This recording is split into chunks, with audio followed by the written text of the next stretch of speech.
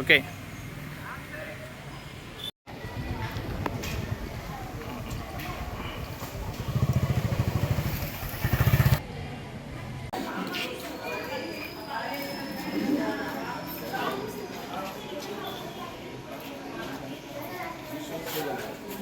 కొట్టిండా?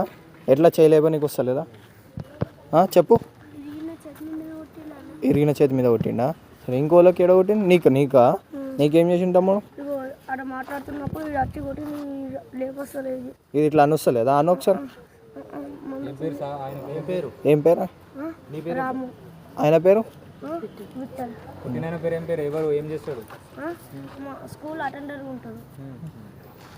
నీకు తమ్ముడు?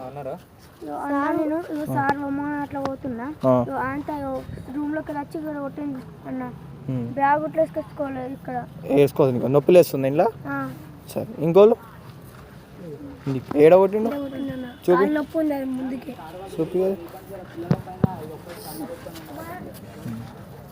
సరే, ఎందుకు కొట్టిండు నిన్ను? ఏం చేస్తాడైనా? అటెండరా? మీరేమన్నా అన్నారా?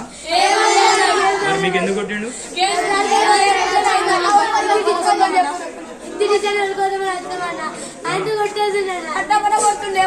తాగుతాడు ఆయన డైలీ? ఈ రోజా దెబ్బలు చూపించండి మీరు.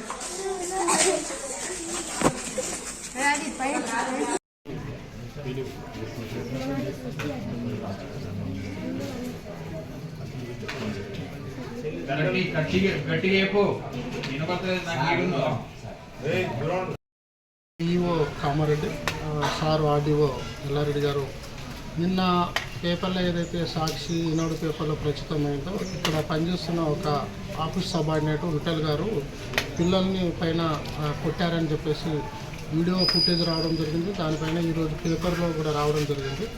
సో కలెక్టర్ గారి ఆదేశాల ప్రకారం, అలాగే మా director of school education head of the department ఆదేశాల ప్రకారం మేమిద్దరం ఇక్కడికి విచారణ కోసం రావడం జరిగింది. విద్యార్థులను విచారించడం జరిగింది. అతను కొట్టాడని చెప్పేసి తెలిసింది, అది వాస్తవమని తెలిసింది. అలాగే హెడ్ మాస్టర్ చేత కూడా మేము స్టేట్మెంట్ తీసుకున్నాం, విద్యార్థుల చేత కూడా స్టేట్మెంట్ తీసుకున్నాం. ఇప్పుడు ఈ రిపోర్ట్ తీసుకెళ్ళి మేము కలెక్టర్ గారికి సబ్మిట్ చేయబోతున్నాం. తదుపరి శాఖాపరమైన చర్యలు తప్పకుండా ఉంటాయి. అలాగే హెడ్ మాస్టర్ గారిని ఇమ్మీడియట్గా పోలీస్ స్టేషన్లో కూడా అతని పైన కేసు పెట్టమని చెప్పి కూడా ఆదేశించడం జరిగింది. నేను మన్నె ప్రభాకర్, ఆర్డీఓ ఎల్లారెడ్డి. నిన్న జరిగిన సంఘటన ఏదైతుందో ఈ జెడ్పీహెచ్ఎస్ బాయ్స్ హై స్కూల్లో, గవర్నమెంట్ హై స్కూల్లో జరిగిన సంఘటన ఏదైతుందో పేపర్ క్లిప్పింగ్ ఆధారంగా, సాక్షి ఈనాడు పేపర్ క్లిప్పింగ్ ఆధారంగా మరి పిల్లలను భోజన విఠల్ అనే ఆఫీస్ అవార్డినేట్ మ్యాన్ హ్యాండ్లింగ్ చేసుకోవడం, కొట్టడం జరిగింది. దానివల్ల విద్యార్థులు చాలా తీవ్ర ఇబ్బంది పడి గాయపడ్డారు. మరి వాళ్ళను కూడా విచారణ చేయడం జరిగింది. అది వాస్తవమేనండి. మళ్ళీ నిన్నటి రోజు కూడా తను తాగి వచ్చి ఉన్నాడని చెప్పేసి విద్యార్థులు చెప్పడం జరుగుతుంది. కాబట్టి అతని మీద కలెక్టర్ గారి ఆదేశాల మేరకు ఇదంతా వాస్తవం అని తేలినందున కలెక్టర్ గారి ఆదేశాల మేరకు వారిని సస్పెండ్ కూడా చేయడం జరుగుతుంది. వారిని ఇమీడియట్గా సస్పెండ్ చేసి పోలీస్ స్టేషన్లో కేసు కూడా పెట్టడం జరుగుతుంది.